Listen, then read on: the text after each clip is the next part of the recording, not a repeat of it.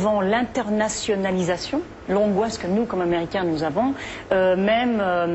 cette chose affreuse qu'on a, cette sorte de racisme qu'on a, tout ça, c'est important de parler de tout ça. Et moi, je trouve que c'est magnifique que les Américains sont ouverts. Le film, il est premier aux États-Unis. Ils étaient très ouverts à parler de ça. Vous avez une cote d'amour en France qui est extraordinaire. On vous aime beaucoup, on vous attend toujours au César, on vous attend toujours à Cannes. Vous ne pouvez pas toujours venir, mais est-ce que vous êtes très sensible à cette cote que vous avez en France? Ah oui, enfin parler français, ça a changé ma vie, de pouvoir fondre dans une différente culture, de me perdre un petit peu. Hein, moi, ma personnalité en tant que française, entre guillemets, c'est quelqu'un d'autre. Hein, j'ai l'impression que je suis quelqu'un d'autre ici. Y compris quand vous jouez en français d'ailleurs, parce que quand vous jouez en anglais ou en français, c'est pas le même jeu d'acteur? Non, pas du tout. J'ai une voix qui est différente d'ailleurs. J'ai une personnalité, je trouve, qui est plus légère, plus doux. Hein, en tant que française. Plus douce. Plus douce.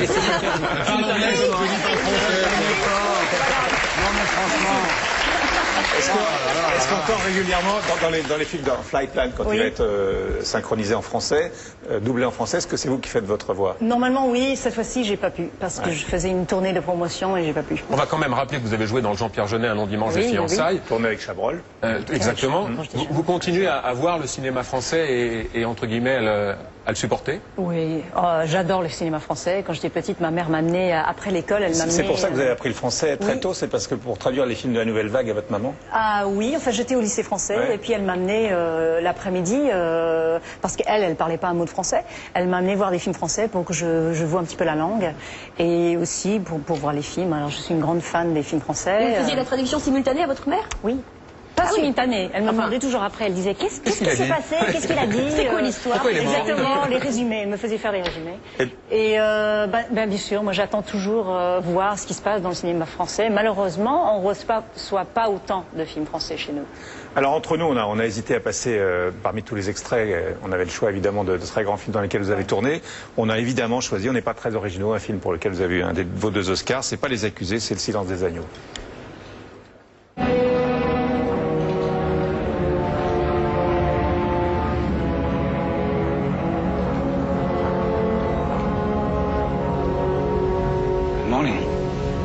Dr. Lecter, my name is Clarice Starling. Can I speak with you? You're one of Jack Crawford's, aren't you? I am, yes. May I see your credentials? Certainly.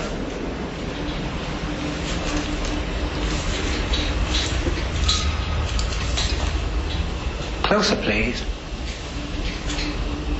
Closer.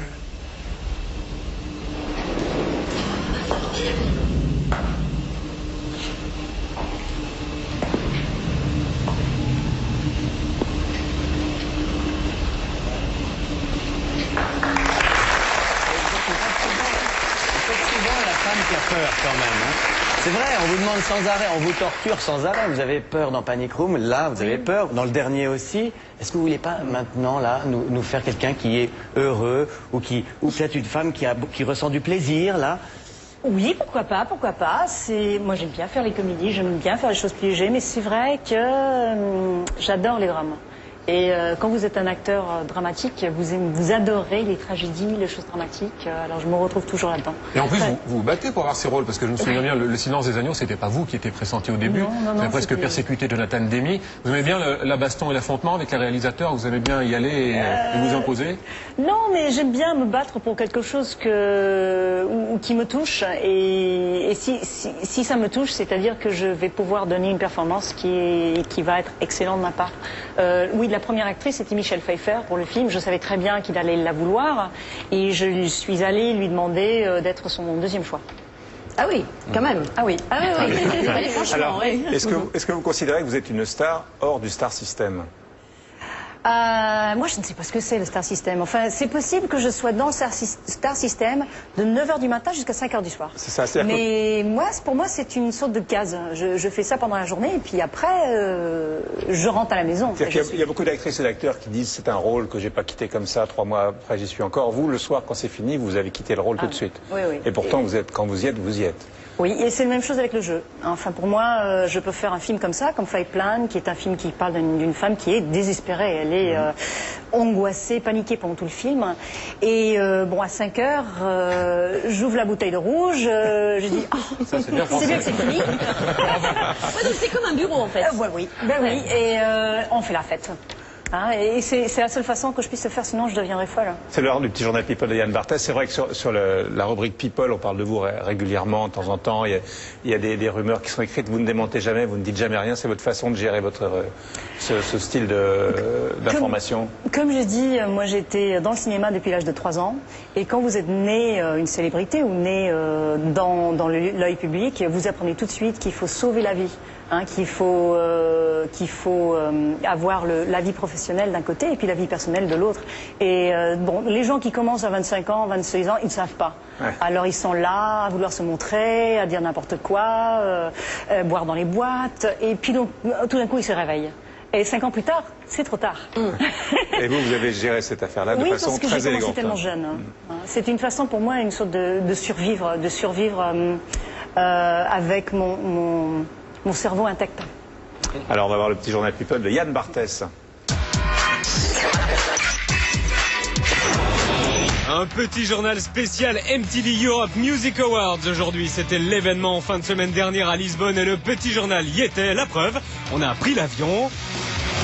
On a vu la belle place de Lisbonne, les beaux tramways, plein d'affiches dans la ville et sur le tapis rouge, plein de stars portugaises, reconnaissables à leur look bizarre, au fait que personne ne les interviewe et surtout que seuls les spectateurs portugais les applaudissent. Bonsoir monsieur. Alors il y avait eux, formidable, eux ou encore eux. Linda de Souza n'était pas là, mais il y avait surtout les plus grandes stars du monde. Et il y en a même qui vous disent bonjour. Bonjour le petit journal. Bonjour le petit journal. Bonjour, le petit journal. Bonjour, le petit journal. La classe, et pour les Black Eyed Peas, on l'a fait à l'envers. C'est notre micro qui leur a dit bonjour. Bonjour. Oui, ça s'appelle se prendre un vent.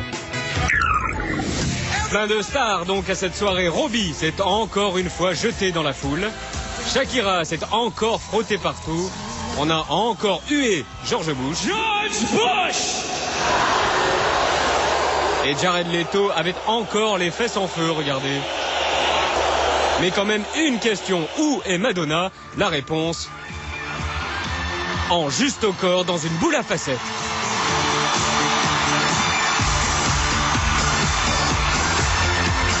C'était la star de la soirée. Elle avait 2 messages. 1, je suis en promo. Et 2, j'ai 50 ans et regardez ce que je peux faire. Époustouflante pour Robbie. She's an absolute legend and she makes us all look like amateurs. Époustouflante pour Ali G aussi. It was very courageous of MTV to start the show with a genuine, how you say, transvestite. He looked very convincing. Très bien, époustouflante jusque dans les coulisses où elle s'est baladée à poil avec son attaché de presse aux oreilles de chat. Elle a remballé tout le monde. En pleine forme, on vous dit.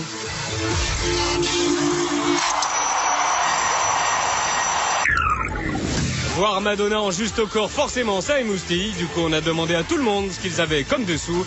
Bah oui, pourquoi pas, si MTV c'est cool quoi. Oh, I'm very excited about my underwear. Boxers. Made in Italy? Made in Italy or France? No, Italy. From my grandmother gave them to me. They came to here and to here.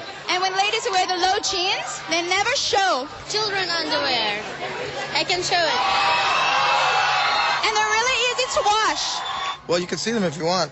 They're actually Krispy Kreme underwear. It's a bunch of donuts. And if you hang dry them, they dry in like 1 hour. Oui, très bien. Chris Martin avait aussi un gros slip, mais la majorité n'avait rien. Well, we don't wear any underwear, if you didn't know that. We've all gone commando, actually. Yeah, we're not wearing any underwear. I'm not wearing any. I don't wear underwear.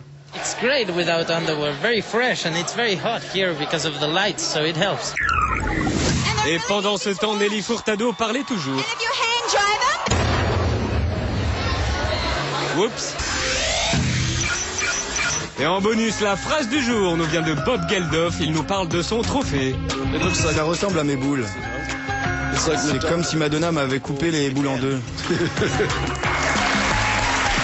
Donc on se retrouve dans quelques minutes avec Jodie Foster, notre chroniqueur, et bien sûr tous nos rendez-vous habituels, l'anniversaire, la bande à Fifi, la boîte à questions et la Minute Blonde. À tout de suite.